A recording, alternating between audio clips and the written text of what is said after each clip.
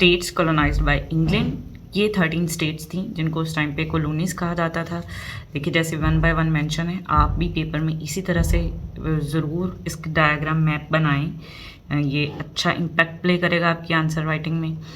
अस्सलाम वालेकुम।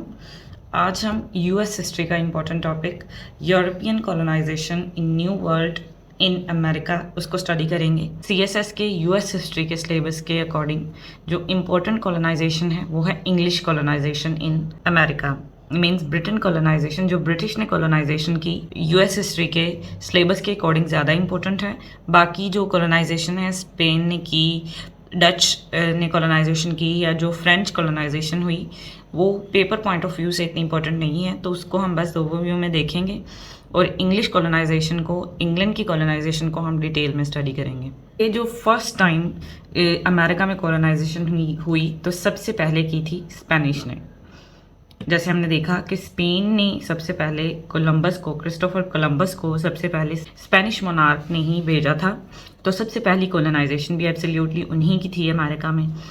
In 1565, they settled first permanent settlement in St. Augustine, Florida and New Mexico. तो सबसे पहले जो उन्होंने परमानेंट अपनी जो फर्स्ट सेटलमेंट थी वो सेंट ऑगस्टिन में और न्यू मैक्सिको में की थी। Saint Augustine is the oldest city of America. तो यहाँ पर सबसे पहले स्पेनिश कॉलोनाइजेशन हुई थी। उसके बाद अगर हम फ्रांस की बात करें तो फ्रांस ने उसके बाद की कॉलोनाइजेशन और उन्होंने न्यू ऑरलियंस में की। इंग्लिश ने की, इंग्लैंड ने कॉलोनाइजेशन की on eastern coast of America. तो फर्स्ट इन्होंने कॉलोनाइजेशन, फर्स्ट इनकी 2 अटैम्प्ट्स फेल भी हो गई। अब वो कब हुई उनको हम नेक्स्ट देखते हैं कि जो फर्स्ट 2 अटैम्प्ट्स फेल हो गई, इंग्लैंड ने की कॉलोनाइजेशन करने की कोशिश की बट उनकी फर्स्ट 2 अटैम्प्ट्स फेल हो गई। एंड देन इन 1607 में फाइनली वो कामयाब हुए एट जेम्स टाउन में वर्जीनिया कॉलोनी बनाने में। एंड देन इन सेकंड उनकी जो कॉलोनी बनी वहाँ पर वो 1620 में थी, प्लायमाउथ। ये किस तरह से सारी इनकी कॉलोनीज बनी इनको हम डिटेल में वन बाय वन करके स्टडी करेंगे। ज़्यादा डिटेल है वो एक्चुअली इंग्लिश कॉलोनाइजेशन की ही स्टडी करेंगे इस video. The 13 colonies British colonisation उसको हम स्टडी करेंगे अभी। 1607 से ये कॉलोनाइजेशन स्टार्ट हुई एंड 1754 तक जो ये कॉलोनाइजेशन है ये ब्रिटिश कॉलोनाइजेशन कंटिन्यू रही इन अमेरिका। इंग्लैंड ने नॉर्थ साइड से डिस्कवर किया फर्स्ट न्यू फाउंडलैंड को इन अमेरिका एक एक्सपीडिशन में जिसको जॉन कैबट लीड कर रहे थे इन 1497। क्रिस्टोफर कोलंबस ने स्पेन की तरफ से ये एक्सपीडिशन की थी जो 1492 में हुई और फर्स्ट टाइम उसने न्यू वर्ल्ड को डिस्कवर किया। लेकिन फ्रॉम इंग्लैंड जो जॉन कैबट ने 1497 में फर्स्ट डिस्कवर किया न्यू फाउंडलैंड को। देन उसके बाद उन्होंने इतनी तवज्जो नहीं दी कॉलोनाइजेशन पे क्योंकि स्पेन की पावर बहुत ज़्यादा थी उस वक्त। एक्चुअली यूरोप में स्पेन सबसे वेल्दीएस्ट कंट्री था और सबसे ज़्यादा पावर इन्हीं की थी। तो इंग्लैंड इतनी ज़्यादा कॉलोनाइजेशन नहीं कर सके उस टाइम पे बिकॉज उनके पास इतनी इकोनॉमिक कैपेबिलिटीज़ नहीं थी जितनी स्पेन के पास थी। तो इसलिए इंग्लैंड की कॉलोनाइजेशन काफ़ी देर बाद स्टार्ट हुई in America. Colonisation of England in new world started in 1607 basically. तो बेसिकली जो स्टार्ट हुआ इनका, पहले आपको बताया कि इनके 2 फर्स्ट जो थे अटैम्प्ट्स उनकी फेल हो गई इंग्लैंड की और उसके बाद उन्होंने फिर उसको मुकम्मल तौर पर छोड़ दिया बिकॉज उनके इंटरनल बहुत ज़्यादा इश्यूज चल रहे थे उस टाइम पे इंग्लैंड के। लेट एक्सप्लोरेशन जो की इंग्लैंड ने उसकी कुछ रीजंस थी, कुछ रिलीजियस कन्फ्लिक्ट थे इंटरनल उनके उस टाइम पे इंग्लैंड में। उसके अलावा वो आयरलैंड को कॉलोनाइज करने की कोशिश कर रहे थे और इकोनॉमिक डिप्रेशन बहुत ज़्यादा था उस टाइम पे इंग्लैंड में। तो इस वजह से स्पेन ही अकेला पार बना हुआ था इन न्यू वर्ल्ड और इंग्लैंड जो है वो 2 अटैम्प्ट्स करने के बाद कम्प्लीटली छोड़ दिया उसने इस कॉलोनाइजेशन की पार को। लेकिन फिर जब उनके यहाँ बहुत ज़्यादा पॉवर्टी इंक्रीज हुई और पॉपुलेशन ज़्यादा हुई तो फिर उनको भी ये फील हुआ कि हमें भी कॉलोनाइजेशन करनी चाहिए। तो 1607 में सबसे पहले एक चार्टर्ड कंपनी जो है उसने फर्स्ट टाइम कॉलोनाइजेशन की इन अमेरिका। तो England made fail attempts to colonise because of dreadful conditions in the new world. उसके अलावा न्यू वर्ल्ड की कंडीशंस इतनी ज़्यादा बुरी थी कि वहाँ पर वो नहीं अटैम्प्ट कर सके, कंप्लीटली अपनी कॉलोनी को सेटअप नहीं कर सके। फर्स्ट जो 2 अटैम्प्ट्स थी वो सर हम्फ्री गिलबर्ट और सर वाल्टर को चार्टर दिया गया था क्वीन एलिजाबेथ की तरफ से कि वो जाके कॉलोनाइजेशन करें।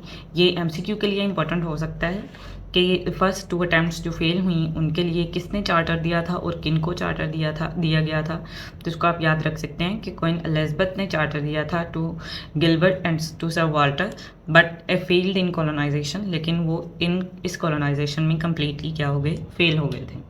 अब इस कॉलोनाइजेशन की रीजंस, जैसे हमने काजेज ऑफ कॉलोनाइजेशन अपनी लास्ट वीडियो में डिस्कस भी किए थे, तो इनकी रीज़न यही थी कि ज़्यादा से ज़्यादा वो रिचेस ढूंढ सकें, वेल्थ बहुत ज़्यादा चाहिए थी यूरोपियंस को एक दूसरे के साथ कंपटीशन के लिए और पॉवर्टी एलिविएशन के लिए। टेक्सटाइल यूरोप का कम्प्लीटली कोलैप्स कर गया था, ट्रेड के लिए उन्हें कोई और जगह चाहिए थी, कुछ और अपनी उनको लैंड चाहिए थी फॉर क्रॉप्स, तो इसलिए उन्होंने ये कॉलोनाइजेशन स्टार्ट की। तो पहले स्पेन ही ज़्यादातर पावरफुल रहा इन अमेरिका, बट उसके बाद 1607 से ब्रिटिश ने स्टार्ट की कॉलोनाइजेशन, एंड देन क्या हुआ हिस्ट्री में उसको हम 1 बाय 1 लेक्चर में सब में डिस्कस करेंगे। तो जैसे हमने डिस्कस किया कि इंग्लैंड की फर्स्ट कॉलोनी, जो ब्रिटिश फर्स्ट कॉलोनी, वो बनी जेम्स टाउन में। जेम्स टाउन प्रोजेक्ट था वर्जीनिया की जॉइंट स्टॉक कंपनी का। ये एक्चुअली कॉलोनीज़ कैसे बनती थी, ये रॉयल मोनार्क की तरफ से, उस कंट्री के जिसकी तरफ से किसी भी कंपनी ने या किसी इंडिविजुअल ने जाके कॉलोनी बनानी थी या सेटअप होना था न्यू वर्ल्ड में, तो उसको एक चार्टर दिया जाता था फ्रॉम द रॉयल मोनार्क। अब कॉलोनीज़ 3 तरह की थी वहाँ, उनको हम नेक्स्ट डिटेल में डिस्कस करेंगे एंड पे। 3 तरह की कॉलोनीज़ थी, रॉयल कॉलोनीज़, चार्टर कॉलोनीज़ और प्रोप्राइटरी कॉलोनीज़।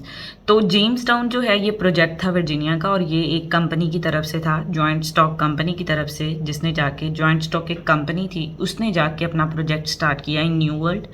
और फर्स्ट सेटलर्स जो लोग गए यहाँ से, वो बहुत ज़्यादा सफ़र किया उन्होंने, बिकॉज वहाँ का इन्वायरमेंट, उनकी सारी ट्रेड थी वहाँ पर अमेरिकन इंडियंस। ओके, अब ये देखिए कि अमेरिकन इंडियंस का वर्ड आप बार बार सुनेंगे। जब क्रिस्टोफर कोलंबस वहाँ पर गया अमेरिका में, उससे पहले वहाँ पर कुछ लोग मौजूद थे जो नेटिव थे वहाँ के, उनको नेटिव इंडियंस या अमेरिकन इंडियंस कहा जाए, बिकॉज क्रिस्टोफर कोलंबस को लगा था कि वो इंडिया में आया है, बट वो तो न्यू वर्ल्ड अमेरिका था, तो उसको नहीं इतना आइडिया था, तो वहाँ के लोगों को अमेरिकन इंडियंस कहा जाता है, या नेटिव अमेरिकन आप कह सकते हैं, नेटिव अमेरिकन या अमेरिकन इंडियंस कहा जाता था। ओके, अब ये कुछ जो पॉइंट की टर्म्स हैं, इनको आपको याद रखना पड़ेगा वीडियोस के साथ साथ।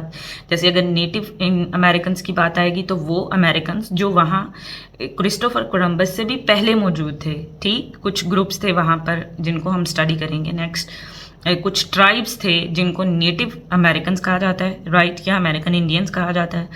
कॉलोनिस्ट की अगर बात करें तो कॉलोनिस्ट वो लोग थे जो यूरोप से आकर सेटल हुए थे इन न्यू वर्ल्ड, राइट, उनको कॉलोनिस्ट बोला जाएगा।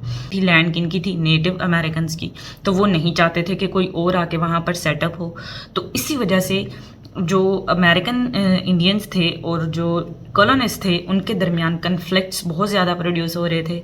तो इसी कन्फ्लिक्ट की वजह से वही जो पहले ट्रेड कर रहे थे कुछ लैंड पे उगा के नेटिव इंडियंस के साथ, वो कम्प्लीटली स्टॉप हो गई थी उनके साथ कुछ कन्फ्लिक्ट्स की वजह से। तो 6000 पीपल वहाँ पर सेटल हुए थे फर्स्ट टाइम पे, बट ओनली 2000 रिमेन लाइव। 2000 लोग ही सिर्फ सर्वाइव कर सके। बाय 1607 में ये काम स्टार्ट हुआ था, लेकिन बाय 1624 वर्जीनिया ने आहिस्ता आहिस्ता अपने आप को सेटअप किया और इतनी ज़्यादा प्रोड्यूस की उसने टबैको वहाँ पर पर ईयर कि वो इंडस्ट्रियल हब बन गया फॉर ब्रिटिश, ठीक। अब ये कैसे किया उन्होंने, जैसे हमने पहले ही कहा कि 6000 लोग वहाँ पर सेटल हुए थे, बट 2000 ने सिर्फ सर्वाइव किया। तो स्टार्ट में जो सर्वाइवल रेशो था वो 20% था। न्यू कॉलोनिस्ट जो थे वो फिर अग्री नहीं हो रहे थे नॉर्थ अमेरिका को कॉलोनाइज करने पे, मींस कोई भी लोग वहाँ पर जाना नहीं चाह रहे थे। लेकिन 1618 में फिर वर्जीनियन कंपनी जिन्होंने वहाँ जाके सेटअप की थी कॉलोनी, उन्होंने एक स्ट्रेटेजी बनाई जिसको हेडराइट सिस्टम कहा जाता है, जिसमें उन्होंने इंडेंजर्ड सर्वर्ट्स लेके आए। मीन्स उन्होंने लोगों को कहा कि जो भी कोई कॉलोनाइजेशन आके यहाँ पर करेगा उसको 50 एकर्स लैंड दी जाएगी for their production, crop production. इसी ग्रीड में बहुत ज़्यादा लोग जो है वो आए वहाँ पर। और उसके अलावा 1619 में अफ्रीकन स्लेव्स को भी वहाँ पर अब काम करने के लिए नहीं कॉलोनाइजर्स आ रहे थे, यूरोपियन कॉलोनाइजर्स। तो फिर वर्जीनियन कंपनी ने ये सोचा कि हम अफ्रीका से अफ्रीका में बहुत ज़्यादा स्टार्वेशन थी, बहुत ज़्यादा हंगर थी, लोग भूख से मर रहे थे। तो वहाँ से स्लेव्स सस्ते दामों ख़रीद के वो सब शिपमेंट में बहुत ज़्यादा तादाद में वर्जीनिया में ले आए। एक तो उनसे वो काम करवा रहे थे और दूसरा अपनी वहाँ पर कॉलोनाइजेशन, वहाँ पर लोगों की तादाद न्यू वर्ल्ड में इंक्रीज़ कर रहे थे। वहाँ पर जो भी क्रॉप, जैसे बताया कि टोबैको जो है वो बहुत ज़्यादा वहाँ पर अच्छी क्रॉप होने लगी न्यू वर्ल्ड में, वो सारी की सारी एक्सपोर्ट होके इंग्लैंड में जा रही थी।